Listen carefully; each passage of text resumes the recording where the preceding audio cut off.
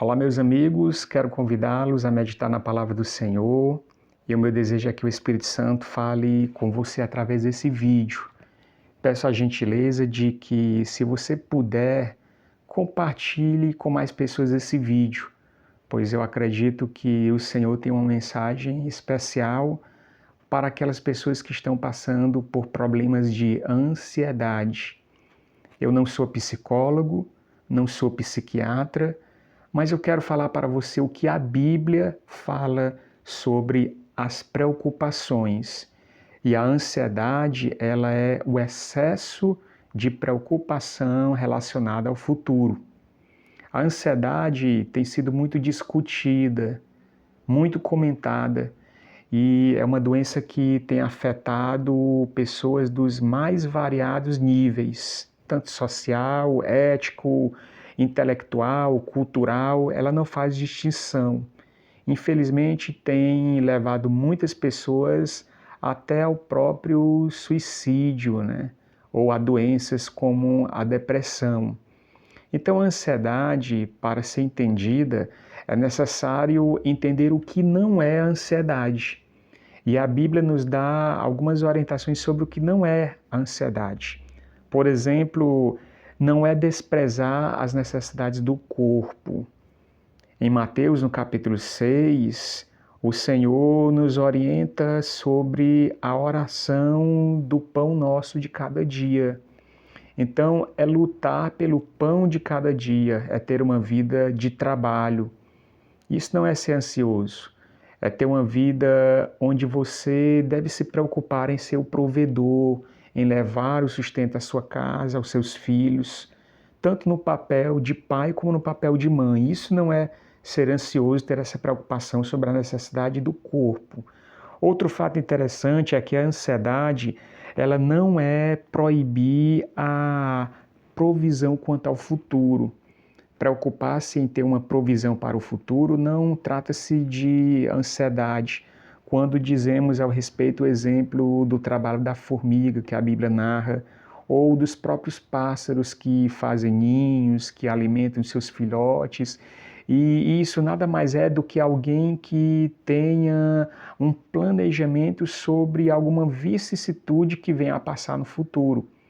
Por exemplo, alguém que trabalhe e que poupe, é alguém que é precavido para que quando vir um problema de desemprego, ou de uma doença, ou de um prejuízo, ou de qualquer que seja o problema, ele tem uma provisão ali em termos financeiros para passar por aquele problema. Isso não é ser ansioso.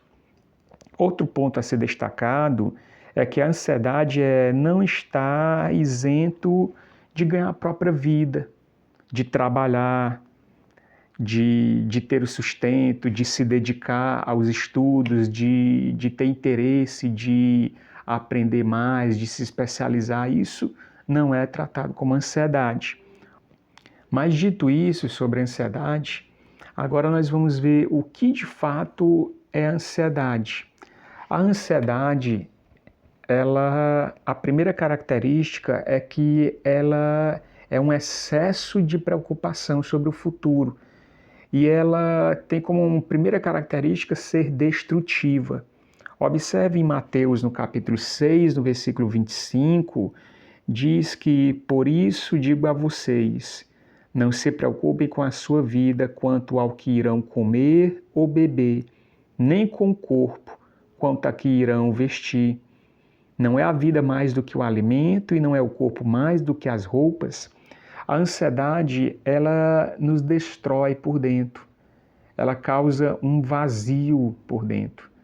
Ela faz com que a gente se preocupe demasiadamente. Nós fazemos um problema, uma gota d'água, virar um copo cheio. E a própria psicologia, que, por exemplo, Augusto Cury fala, 70% das nossas preocupações não irão acontecer. Nós nos preocupamos sem motivo. Outro fato das preocupações e da ansiedade é que ela gera uma grande inquietação. Observe Mateus 6,31, que nos diz o seguinte: portanto, não se preocupe dizendo que comeremos, que beberemos, ou com que nos vestiremos, porque os gentios é que procuram todas essas coisas. O Pai de vocês, que está no céu, sabe que vocês precisam de todas elas. Então a inquietação faz com que muitos tenham insônia, não consigam dormir, pessoas que não conseguem desligar o seu cérebro. E a inquietação, ela é muito gerada, por exemplo, os níveis de redes sociais, me chama a atenção isso. A quantidade de grupos no WhatsApp que fazemos partes, grupos da igreja, alguns grupos da academia, grupo do futebol, grupo dos amigos que serviram o exército, grupo da faculdade, grupo do trabalho, e todos esses grupos, segundo está chegando mensagem, e aquele bip do celular toda hora te avisa que você tem que estar lendo e respondendo instantaneamente. As pessoas estão tão inquietas que não conseguem esperar uma fila de um supermercado. Já entram em pânico ali se encontrar muitas pessoas à frente. As pessoas estão intolerantes. Muitos discutem por assuntos pequenos. Outros não conseguem nem ouvir alguém chegar e conversar, falar uma história para você. Ele já quer saber o final ou então te interrompe sem ao menos conseguir ouvir. Isso é uma ansiedade preocupante. Outro fato é que a ansiedade ela é enganadora. No versículo 25 e 26 de Mateus 6, diz sobre isso. Observem as aves do céu, que não semeiam, nem colhem, nem ajuntam em celeiros. No entanto, o Pai de vocês que está no céu as sustenta. Será que vocês não valem muito mais do que as aves? Ela é enganadora no sentido de que o próprio Augusto Cury, parafraseando ele aqui, ele diz que a nossa mente, ela mente. No exemplo que eu citei a vocês agora há pouco, a nossa mente ela nos fala alguns problemas que são exagerados. Quem não conhece aquela pessoa que exagera num problema, ele vai te contar uma história e ele exagera a história que quando você vai olhar não é 5% do que foi falado. Isso é um ansioso que tem aquilo enganando o seu consciente. A ansiedade, ela é inútil. No versículo 27 é interessante que diz: quem de vocês, por mais que se preocupe, pode acrescentar um côvado ao curso da sua vida? Por maior que seja a preocupação ela é inútil. Se nós temos um problema para resolver amanhã e preocupar-se hoje, vai adiantar de quê? Não vai resolver o problema. E quando chega amanhã, este problema que você achava que era um problema gigantesco, às vezes é solucionado em um instante. E aí você diz: eu me preocupei à toa, me preocupei sem necessidade.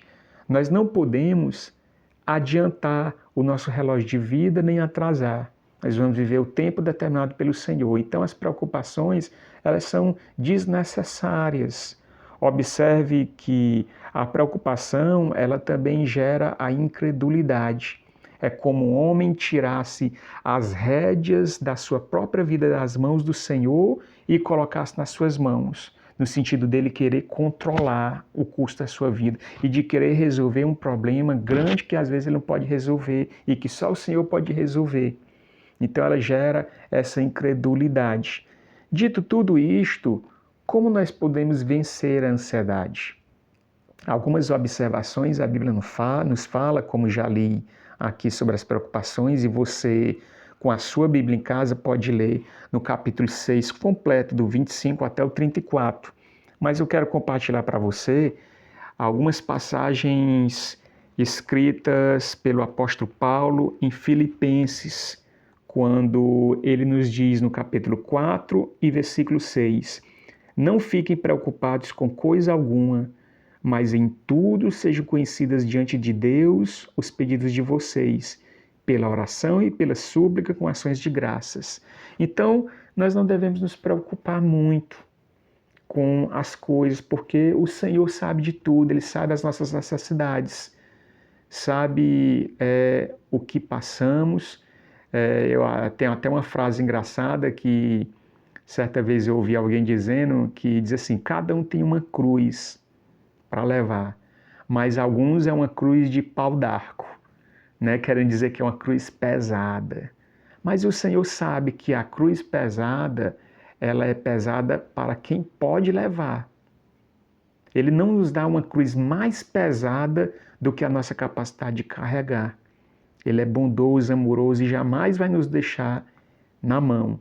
Outro fato interessante, escrita por Pedro na sua primeira carta, aqui no versículo 5, vai nos dizer o seguinte. Busque na sua Bíblia, onde fala 1 Pedro, no capítulo 4 e versículo 6. Pois para este fim, deixa eu ver se é isso mesmo, não. É aqui, é 1 Pedro 5 e 7, onde diz assim: lancem sobre ele todas as suas ansiedades, porque ele cuida de vocês. Então nós devemos lançar toda a nossa ansiedade na presença do Senhor. Orar para que Ele tire essa seta do nosso coração, essa angústia do nosso coração. Orar para que Ele nos dê força de vencer tudo isso. Alguns tipos de ansiedade podem ser tratadas através da medicina, com medicamentos, e não devemos jamais achar que é só espiritual, no sentido de nos desleixar, porque a própria medicina, ela foi criada pelo Senhor, os médicos são instruídos pelo Senhor para nosso bem-estar, para a nossa saúde. Então, o cérebro é uma parte do corpo que ela pode adoecer. Então, nós devemos tratar assim. Mas devemos confiar de que o Senhor é poderoso para nos curar de todos os problemas. É Ele que sara, é Ele que nos perdoa e é Ele que nos livra de tudo isso. Então, lembremos sempre de que a ansiedade ela pode ser vencida. Deus ele conhece tudo que nós precisamos e nos ajuda em todas as dificuldades. Então, outro fato interessante para se vencer a ansiedade está em Mateus 6,33, quando diz que mas busquem em primeiro lugar o reino de Deus e a sua justiça, e todas essas coisas lhes serão acrescentadas. Quando cuidamos das coisas do Senhor, Ele cuida das nossas coisas também. Ele nos ajuda. É como se nós não tivéssemos a obrigação de enfrentar este mundo sozinho, mas que nós temos um amigo, bom consolador, que nos ajuda, que nos exorta, que cuida das nossas feridas e que nos ajuda diante de todos os perigos. Outro fato interessante de como vencer a ansiedade está no fato de que nós devemos descansar no cuidado diário que o Senhor tem conosco. No versículo 34, portanto, não se preocupe com o dia de amanhã, pois o amanhã trará os seus cuidados. Basta ao dia o seu próprio mal. Então, descansar no Senhor é o remédio certo para que nós venhamos a vencer este mal que tem assolado a humanidade de uma maneira muito terrível. Que o Senhor nos abençoe, nos guarde e sempre ilumine a nossa mente para que nós conheçamos a verdade em nome de Jesus. A vontade dele é essa, de que todos cheguem ao pleno conhecimento da verdade e sejam salvos. Que Deus os abençoe em todos em nome de Jesus.